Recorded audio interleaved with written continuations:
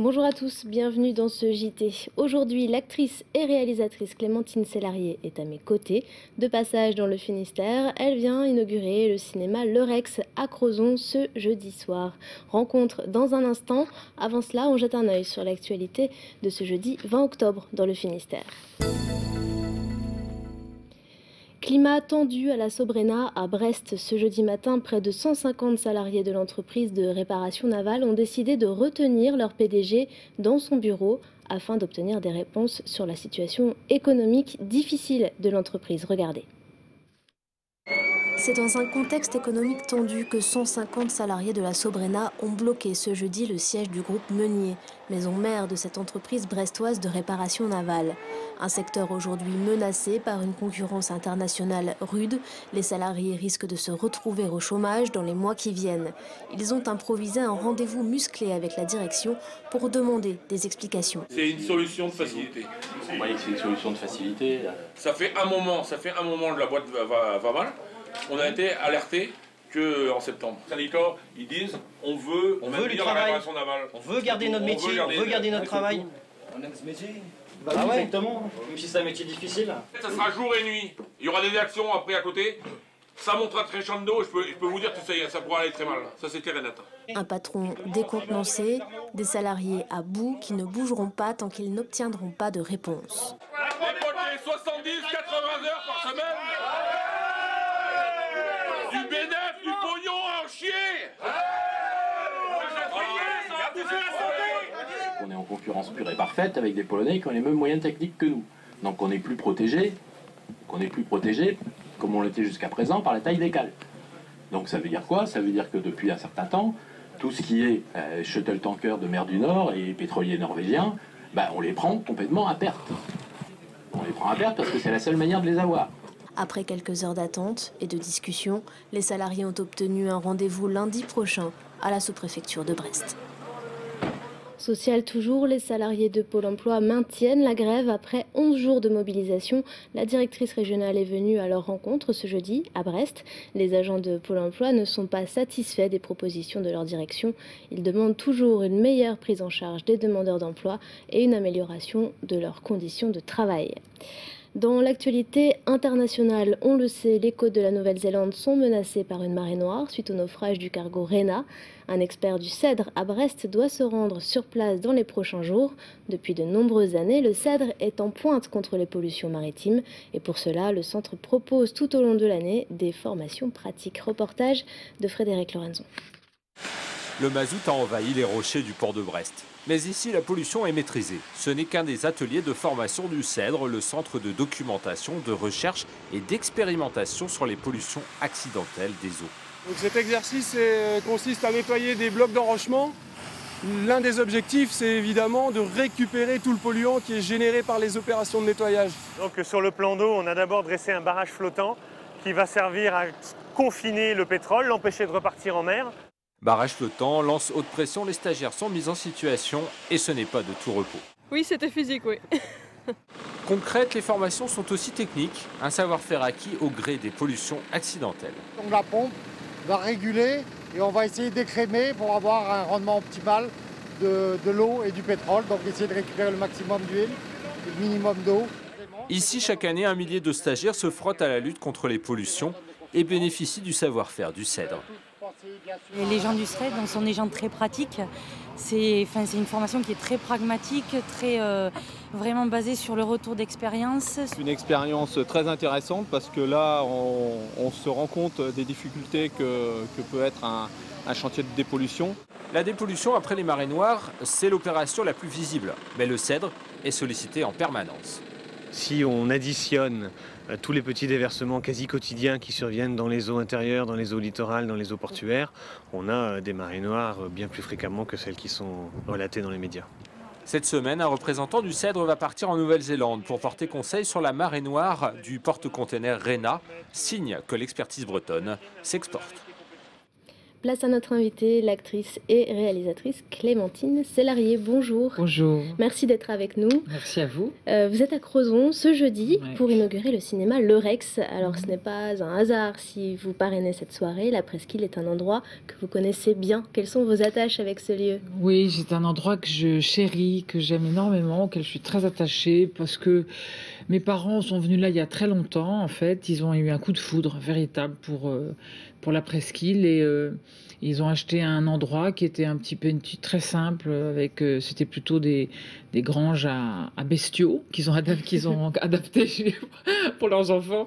Donc ils ont aménagé et on a connu la Presqu'île, cette habitation, cette maison sans eau. On a fait ensuite le parterre, je me souviens. Enfin, c'est un truc, comment dire, familial et de cœur très important. C'est comme des racines. On était en Afrique noire par le métier de papa. Et on était en Bretagne. Donc c'était nos deux pôles pour nous, les trois enfants, mes deux frères et moi, et maman et papa qui nous regardent sûrement, que j'embrasse. On est très attachés. Pour moi, la Bretagne, c'est un endroit qui porte je sais pas, une forme, une énergie, une simplicité, quelque chose qui pour moi représente la vie, quoi, qui représente quelque chose de très humain et de rare, voilà, dans la nature et dans les êtres aussi, dans les personnes. Et le cinéma, le Rex à Crozon, vous connaissiez?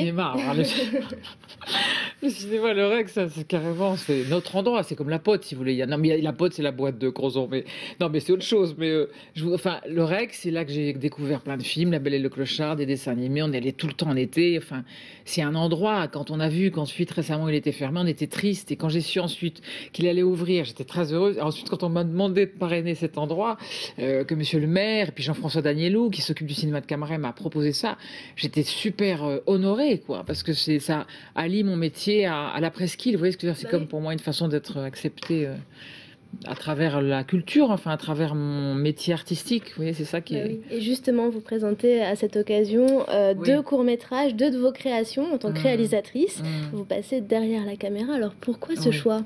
Mais parce que je pense que, en fait, pour moi, être comédienne, c'était faire mes classes de... Je suis très obsédée par la créativité. Je trouve que la créativité, c'est très important, de créer, de faire travailler l'imaginaire et d'avancer. C'est une forme de liberté, l'expression comme ça, artistique, très importante, très précieuse.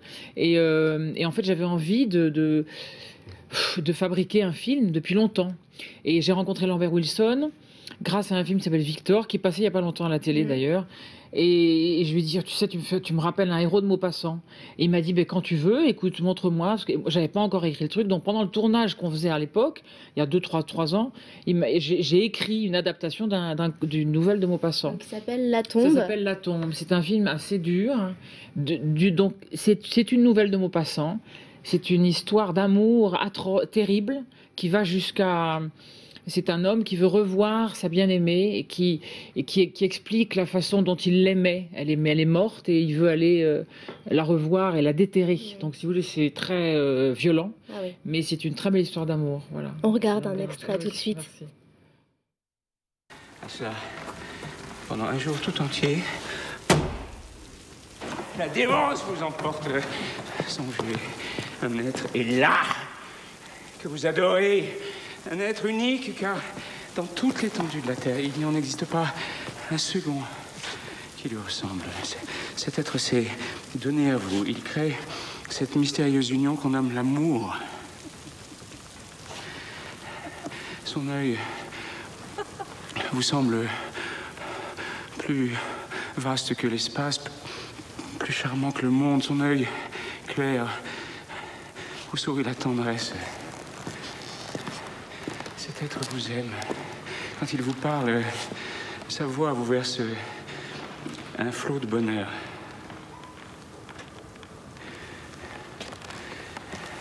Et puis tout d'un coup, il disparaît.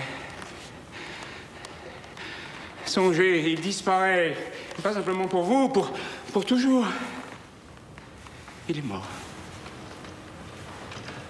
Vous comprenez ce mot? Jamais, jamais, jamais, nulle part, cet être n'existera plus. Jamais. Voilà donc un extrait de La Tombe, un de vos courts-métrages qui sera diffusé ce soir. Il y en aura un deuxième. Un autre qui s'appelle Toutes les nuits, ouais, avec un acteur noir américain.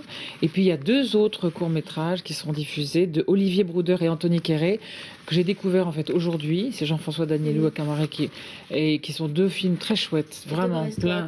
Deux Brestois qui ont réalisé 2 films de courts-métrages très chouettes. Donc vraiment c'est une belle journée pour moi aujourd'hui. Alors Clémentine Sellarié, avec votre expérience de comédienne, est-ce selon vous plus simple ou plus difficile de passer derrière la caméra? De toute façon, moi j'aime la difficulté, parce que quand les trucs simples, ça m'emmerde très vite, m'ennuie très vite. Donc la difficulté, elle est relative. Il y a des choses plus difficiles, on l'a vu dans les informations. Il y a des choses, mais le rêve, créer un rêve, je pense que c'est plus que ce vers quoi je vais aller, tout en continuant à jouer, parce que j'ai besoin de m'exprimer comme actrice, comme comédienne. Il y a des rôles que j'ai envie d'incarner, mais c'est vrai que l'idée, c'est d'être libre en s'occupant de tout, et puis d'être aussi aidé par des gens qui vous aiment. Je sais qu'il y a mon homme qui est là, qui me pousse à faire... vous voyez, surtout à réaliser ce qu'on a dans le cœur, quoi. C'est important de ne pas faire les choses pas avec des compromis, enfin de faire vraiment un travail artistique pur, quoi, et sincère. Voilà. Et donc on aura l'occasion de voir votre travail de réalisatrice ce jeudi soir au Rex. Merci beaucoup. Merci à vous de m'avoir accueilli. Merci. C'est la fin de ce journal. Merci à tous de l'avoir suivi. Je vous donne rendez-vous demain pour un nouveau JT. Kenavo, au revoir. Au revoir.